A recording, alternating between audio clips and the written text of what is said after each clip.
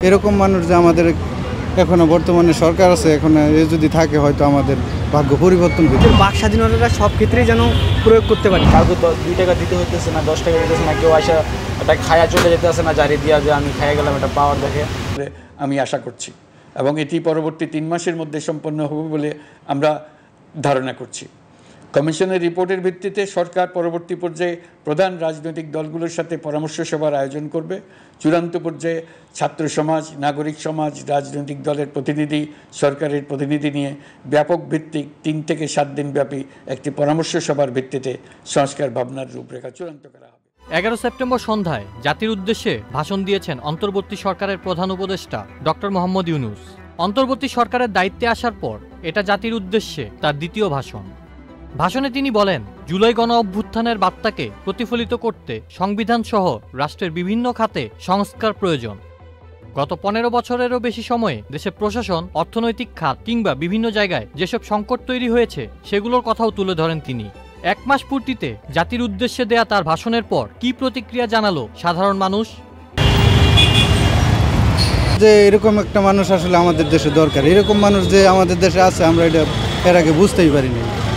এর কথা এত ভালো লাগছে আসলে, মানে কি বলবো, এরকম মানুষ যে আমাদের এখনো বর্তমানে সরকার আছে, এখন এ যদি থাকে হয়তো আমাদের ভাগ্য পরিবর্তন হতে পারে।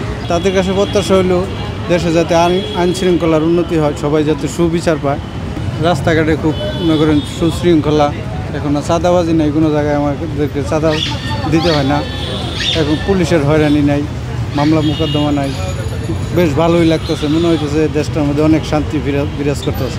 আমাদের এখানে বলতে গেলে চোখে অনেক কিছুই পরিবর্তন হয়েছে, যেগুলো মনে করেন যে রাস্তাঘাটের মানে চাঁদাবাজি ছিল ওইগুলো মোটামুটি কমতেছে। এছাড়াও পুলিশ বা কি বলে ওই বিমানবন্দর এরিয়াতে যে দুর্ভোগগুলো ছিল মানুষের, সেইগুলো অনেকটাই কমে গেছে। না, উনি যে হিসেবে আমাদের মানে ওনার কার্যক্রম বা ওনার আর কি প্রসেসটা উনি দেখাইতে চাইতেছে, আমাদেরকে আর কি ভালো লাগতেছে যে উনি যেভাবে আগাইতে চাইতেছে। কিন্তু অনেক দেখা যাচ্ছে অনেক রাজনৈতিক শক্তি বা ব্যক্তি চাচ্ছে না যে উনি একটু লং টাইম ধরে থাকুক, 3-4 বছর। অনেকে বলতেছে যে তাড়াতাড়ি একটু নির্বাচনটা দিক, কিন্তু এটা ঠিক না, কারণ ওনাকে একটু সময় দিতে হবে সব কিছু ঠিকঠাক করতে। কারণ বর্তমান সরকারের কাছে চাওয়া হচ্ছে বাংলাদেশটাকে আর কি যেন আমরা নিজের, সবচেয়ে বড় কথা হচ্ছে নিজের বাক স্বাধীনতাটা সব ক্ষেত্রেই যেন প্রয়োগ করতে পারি।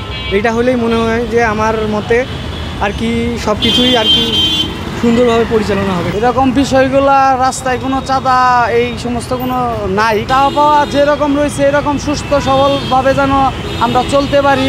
ওনার ভাষণটা আমার অ্যাকচুয়ালি মানে আমার নিজের ব্যক্তিগতভাবে পছন্দ হয়েছে, যে উনি যেগুলো করছে তুলে ধরছে। আবার একটা কথা বলছিল যে স্থানীয় একটা সরকার বানানো হবে, যে সরকার জবাবদিহি করতে হবে জনগণের কাছে। উনি যেন যা বলছে ওইগুলোকে যেন সম্পূর্ণভাবে সক্রিয়ভাবে মানে কার্যক্রম করায়, তারপরে দেশে একটা সুস্থ নির্বাচন। কারণ গণতন্ত্র দেশ, গণতন্ত্র নির্বাচন আমরা চাই, গণতন্ত্র সরকার চাই। তুমি গণতন্ত্র সরকার দেব, কিন্তু দেওয়ার আগ পর্যন্ত উনি যেন সিস্টেমটা ওরকমই করে, যার হাতে ক্ষমতাটা তুলে দেবো সে আসে যেন আবার স্বৈরাচারী না করে। ওদিকে উনি মানে সম্পূর্ণ ক্লিয়ার করে তারপরে উনি একটা গণতন্ত্র সরকারের হাতে ক্ষমতা দেব।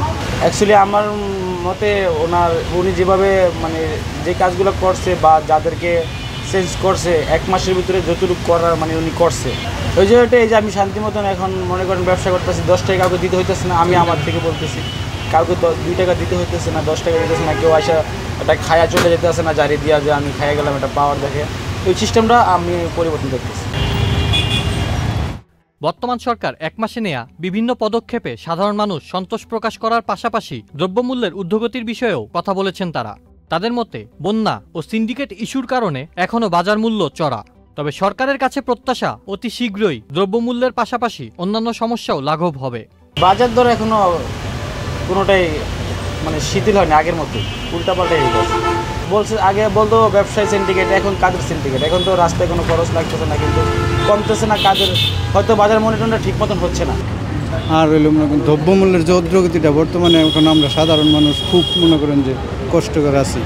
এই দ্রব্যমূল্যটা যাতে সবার হাতের নাগালে আসে, বাইরের সাধারণ মানুষের আমরা যারা আছি, আর মনে করেন বিশেষ করে আইন শৃঙ্খলাটা যাতে আরও সুন্দর হয়, যাতে মনে করেন আমাদের হয়রানি না হইতে হয়। দ্রব্যমূল্যের ঊর্ধ্বগতি ওটা হইতেছে কারণ আর কি বিভিন্ন সিন্ডিকেট ছিল, যা শুনছি আর কি।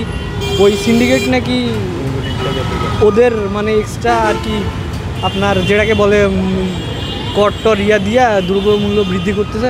ওটা হইতে একটু সময় লাগবে, সব কিছু হইতে একটু টাইম দিতে হবে আমাদের। এছাড়াও বর্তমানে লোডশেডিং ও গ্যাসের সমস্যা সমাধানের বিষয়েও সরকারের সহযোগিতা চান তারা। গ্যাস তো মনে করেন বর্তমানে বিরাট সংকট, গ্যাসের লিগে আমরা গাড়ি চালাইতেই পারি না, অর্ধেক দিন জায়গায় গ্যাস লইতেই।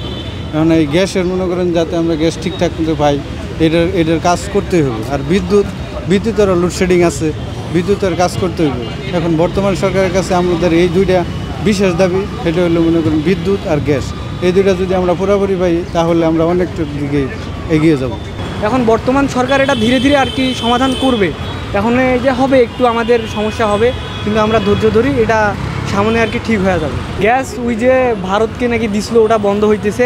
এইরকম ধীরে ধীরে সব প্রসেসিং হইলে আর কি এটা সব সমাধান হবে ইনশাআল্লাহ। গ্যাস বাইরে যদি না যায়, বিদ্যুৎ ঠিকমতো যদি উৎপাদন হয়, আমরা মনে হয় না কষ্ট করব।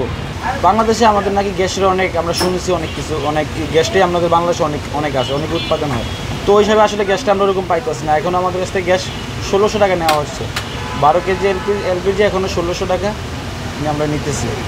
তো আমরা চাই এটার জন্য আমাদের রাষ্ট্রপ্রধান এটার দিকে দৃষ্টি আকর্ষণ দেয়, এবং বিদ্যুৎ থাকে না ঠিকমতো। বিদ্যুতের সমস্যার কারণ এখন তো আমরা তো বকেয়া কোনো বিল অবশ্যই বিদ্যুতের আমাদের কাছে পাবে না। বৈদ্যুৎ না থাকার কারণটা আমরা তো সাধারণ মানুষ অতটুকু বুঝি না, কিন্তু হয়তো এখানে রাষ্ট্রীয় কোনো সমস্যা থাকতে পারে। এটাই যেন মানে আমাদের প্রধান যিনি, উনি যেন এটার দিকে সুদৃষ্টি দেয়, আমরা যেন সঠিকভাবে বিদ্যুৎ, গ্যাসগুলো, পানিগুলো সঠিকভাবে পাই। আমরা এটাই চাও আমাদের। বর্তমান সরকারের কাছে আমার প্রত্যাশা ওই যে একটাই, আমি যেন আমার স্বাধীনভাবে চলতে পারি, আমি যেন আমার মনের ভাব প্রকাশ করতে পারি, আমি যেন চলার পথে হয়রানি না হই। রাস্তায় চলতেছি, আমার তো চিন্তাই করে নিয়ে যাক, আমি এগুলো চাই না। সুস্থ সমাজ, সবাই যেন আমরা এক হয়ে ভালো মতো চলতে পারি, উনি যেন আমাদের এই পরিবেশটা সৃষ্টি করে দিতে দেয়, এটাই ওনার কাছে আমাদের চাওয়া। তো অভিভাবকের রূপে আমাদের চাওয়া, আমরা যেন আগামী দিনগুলো ভালোভাবে চলতে পারি, এবং ভয় ছাড়া সকালবেলা ঘুম থেকে উঠে যে আমি বের হতে পারি, ঘুমানোর সময় যে ভয় না থাকে আমার ভিতরে যে আমি রাত্রে কোনো মানে গুম হয়ে যাব, বা মানে আমাকে কেউ তুলে নিয়ে যাবে বা একটা সমস্যা, এটার থেকে যেন আমি এই ভয় যেন আমার ভিতরে না থাকি, এই পরিবেশটা উনি যেন সৃষ্টি করে ওনার কাছে, এটাই আমার আবেদন। আউসাফুল ইসলাম আকিব, চ্যানেল আই।